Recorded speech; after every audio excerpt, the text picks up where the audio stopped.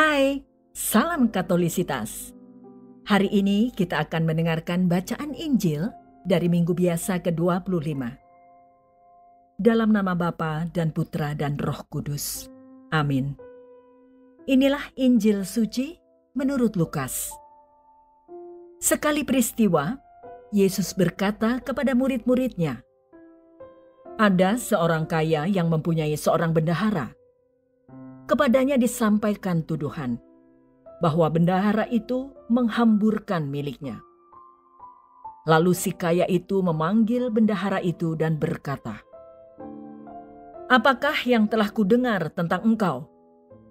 Berilah pertanggungjawaban atas urusanmu, sebab engkau tidak boleh lagi bekerja sebagai bendahara.' Berkatalah bendahara itu di dalam hatinya,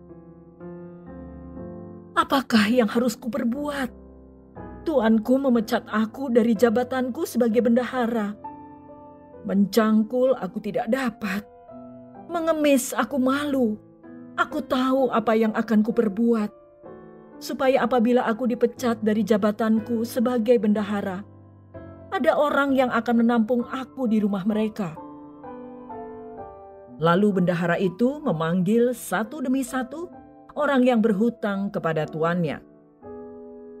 Katanya kepada yang pertama, 'Berapakah hutangmu kepada tuanku?' Jawab orang itu, 100 tempayan minyak. Lalu kata bendahara itu kepadanya, 'Inilah surat hutangmu. Duduklah dan buatlah surat hutang lain sekarang juga, 50 tempayan.' Kemudian ia berkata kepada yang kedua, 'Dan saudara, berapakah hutangmu?' Jawab orang itu, 100 pikul gandum. Katanya kepada orang ini, 'Inilah surat hutangmu. Buatlah surat hutang lain 80 pikul.' Bendahara yang tidak jujur itu dipuji oleh tuannya, karena ia telah bertindak dengan cerdik. Sebab anak-anak dunia ini lebih cerdik terhadap sesamanya daripada anak-anak terang. Maka aku berkata kepadamu, ikatlah persahabatan dengan mempergunakan mamon yang tidak jujur, supaya jika mamon itu tidak dapat menolong lagi, kamu diterima di dalam kemah abadi.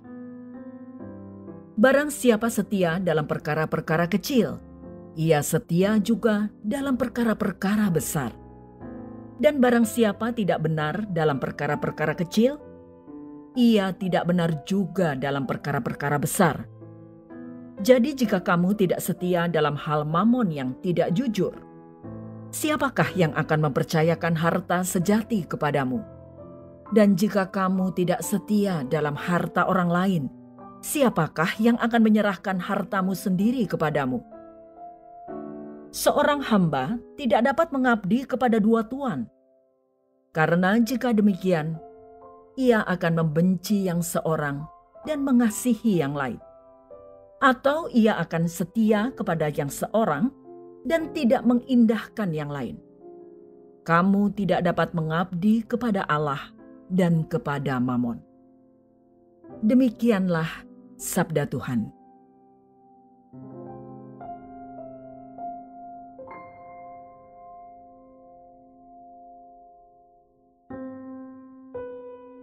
Dalam perumpamaan bendahara yang tidak jujur ini, Tuhan Yesus tidak mengajarkan kita untuk mencuri. Ia memberikan perumpamaan ini dengan tujuan untuk mengingatkan kita pada kehidupan kekal yang harus kita persiapkan. Saya teringat bahwa pada salah satu mata kuliah yang saya ikuti, kami, para mahasiswa, diajarkan untuk kelak dapat menjalin relasi yang baik dengan teman atau rekan bisnis. Kami diajarkan mulai dari cara berbicara dan bagaimana mencari apa saja yang disukai oleh lawan bicara. Sampai-sampai pergi mengajak makan pun diajarkan oleh dosen kami. Tujuannya agar ke depannya kami bisa menjalin relasi kerjasama ataupun membangun sesuatu yang menguntungkan satu sama lain. Terdengar seperti sedikit manipulatif, tetapi nyatanya seperti itulah yang terjadi. Bapak, Ibu, dan teman-teman yang terkasih, dalam kehidupan sehari-hari, kadang orang mau melakukan segala cara demi mencapai apa yang dicita-citakannya. Mulai dari mencoba menyenangkan hati orang lain, sampai mengorbankan hal-hal yang sebenarnya kita sukai. Semua itu rela kita lakukan agar dapat memperoleh keuntungan atau kebaikan yang lebih besar. Jika kita mau melakukannya untuk sesuatu yang baik di dunia ini, apakah kita juga mau melakukannya untuk kehidupan kekal? Perumpamaan dalam Injil hari ini menjelaskan perbedaan sikap anak-anak dunia dan anak-anak terang. Bendahara yang tidak jujur mewakili anak-anak dunia, yang rela melakukan apa saja untuk mencapai tujuan. Tuannya itu lalu memuji bendahara yang tidak jujur ini karena kecerdikannya. Ia memanfaatkan harta tuannya untuk mengamankan masa depannya. Bendahara itu memotong jumlah hutang orang-orang yang berhutang kepada tuannya agar setelah ia dipecat, ia dapat memperoleh tumpangan dari mereka. Banyak orang berpikir bahwa Tuhan Yesus memuji perbuatan bendahara itu. Tetapi sebenarnya teks Injil tidak berkata demikian. Yang memuji bendahara itu adalah tuannya, bukan Yesus. Dari perumpamaan ini, Yesus memaparkan sikap anak-anak dunia yang mau melakukan apa saja untuk mencapai tujuan. Yesus ingin membuat kita bertanya kepada diri sendiri, kalau anak-anak dunia mau melakukan apa saja untuk mencapai tujuan mereka, apakah kita sebagai anak-anak terang juga mau melakukan apa saja untuk mencapai tujuan akhir kita? Ya, Tuhan Yesus mau mengingatkan kita agar kita pun bersikap cerdik dan berusaha keras untuk mencapai tujuan akhir kita sebagai umat beriman, yaitu keselamatan kekal.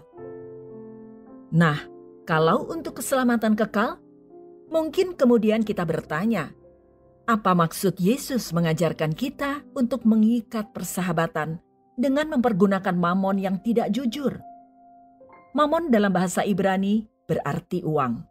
Tetapi mamon yang dapat diartikan lebih luas, seperti kekayaan dan hal-hal lainnya yang cenderung mengarahkan orang kepada kehidupan yang tidak jujur atau tidak lurus. Karena sabda Tuhan mengingatkan kita bahwa cinta akan uang adalah akar segala dosa, maka kita perlu bersikap bijaksana dalam mengelola kekayaan dan talenta kita. Kekayaan duniawi memang dapat dipergunakan untuk mendukung kehidupan dan persahabatan kita dengan sesama kita di dunia. Tetapi kita tidak boleh terikat kepada kekayaan dan menjadi hambanya. Karena itu, kita diingatkan untuk menggunakan kekayaan untuk mengarahkan kita kepada tujuan akhir hidup, yaitu keselamatan kekal. Kita perlu menyadari bahwa segala yang baik pada kita adalah pemberian Tuhan dan bukan milik kita sendiri. Untuk itu, kita harus bersikap murah hati kepada sesama dan mau berbagi kepada mereka yang membutuhkan. Karena untuk tujuan itu pula lah Allah memberkati kita. Allah menghendaki kita bersahabat dengan semua orang dan saling bertolong-tolongan satu sama lain. Yang kuat menolong yang lemah, yang punya menolong yang tidak punya. Demikianlah kita saling menolong dengan menggunakan apa yang dipercayakan Tuhan kepada kita masing-masing. Sebab ada saatnya, yaitu di saat kematian, kekayaan atau mamon itu sudah tidak dapat menolong kita lagi. Di saat itu, kita akan dimintai pertanggungjawaban tentang bagaimana kita menggunakan kekayaan dan talenta yang telah Tuhan percayakan kepada kita, baik itu dalam hal-hal besar maupun kecil. Hanya jika kita bijak dan setia dalam mengelola kekayaan dan talenta yang berasal dari Tuhan itulah kita dapat diterima dalam kemah abadi di surga. Dalam hal ini, kita dapat belajar dari Santo Bruder Andre Bessette. Ketika berumur 12 tahun, ia menjadi yatim piatu dan harus bekerja untuk keluarganya.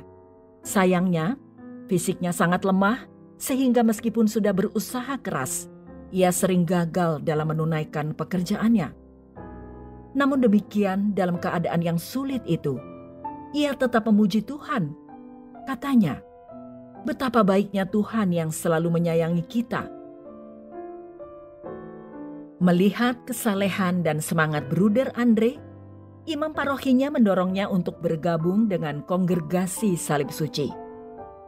Namun karena keadaan fisiknya yang lemah, ia hanya diberi tugas sederhana, yaitu sebagai penjaga pintu biara. Sebuah tugas yang sangat kecil dan bahkan sepertinya kurang penting. Tetapi dengan semangat kasih, Bruder Andre melakukan tugas itu dengan sungguh-sungguh. Setiap malam, Bruder Andre berdoa dengan khusyuk sambil berlutut di depan patung Santo Yusuf. Ketika ada orang sakit yang datang, atau kalau diberitahu ada orang yang sakit, ia segera menghampiri orang tersebut untuk menghibur dan berdoa bersamanya. Beberapa orang yang didoakannya sembuh seketika. Bruder Andre selalu mengatakan bahwa kesembuhan itu datang dari Tuhan melalui doa Santo Yusuf dan bukan dari dirinya sendiri. Dengan terbuka, Bruder Andre juga menerima orang-orang yang membutuhkan doa dan saran atas permasalahan yang mereka alami. Ia selalu mengarahkan mereka untuk kembali kepada Tuhan. Ia kemudian mendirikan Saint Joseph Oratory, sebuah rumah doa yang didedikasikan kepada Santo Yusuf. Di sanalah terjadi begitu banyak pertobatan dan mujizat kesembuhan. Melalui kisah hidup Bruder Andre, kita melihat pentingnya kesetiaan dalam melakukan tugas-tugas kecil dengan kasih yang besar sampai akhir hayat. Setelah beralih dari dunia ini, di surga ia dipercaya oleh Tuhan dengan tugas yang lebih besar, yaitu menjadi pendoa syafaat bagi kita yang masih berziarah di dunia ini. Dari kesetiaan untuk melakukan kebaikan dalam hal-hal kecil, kita mewartakan kasih kepada sesama. Perbuatan kasih yang tulus kepada sesama, meskipun nampak kecil dan sederhana, dapat membuat mereka merasakan kasih Allah melalui diri kita. Maka apapun tugas yang dipercayakan kepada kita, baik besar maupun kecil, harus kita lakukan dengan sungguh-sungguh. Kita tidak boleh kecil hati jika diberi tugas yang mudah, tetapi juga tidak boleh sombong kalau diberi talenta dan tanggung jawab yang besar. Sebab apapun yang dipercayakan kepada kita sebenarnya adalah milik Allah dan bukan milik kita sendiri. Kita yang telah menerima terang Kristus, pantas berjuang untuk hidup sebagai anak-anak terang di tengah-tengah dunia ini. Sebab kita berharap akan keselamatan kekal di surga. Dengan demikian, kita senantiasa bersiap-siap, karena kita tidak tahu kapan hari penghakiman itu tiba. Di saat itu, Tuhan sendiri yang akan bertanya kepada kita masing-masing, "Berilah pertanggung jawab atas urusanmu." Semoga kita dapat mempersembahkan kembali kepada Tuhan apa yang sudah Ia percayakan kepada kita bersama dengan bunganya, yaitu apa yang telah kita bagikan kepada sesama yang akhirnya dapat membawa mereka mengalami kasih Tuhan melalui kita. Marilah kita berdoa. Tuhan Yesus, kuatkanlah aku dalam melaksanakan tugas-tugas yang telah Engkau percayakan kepadaku.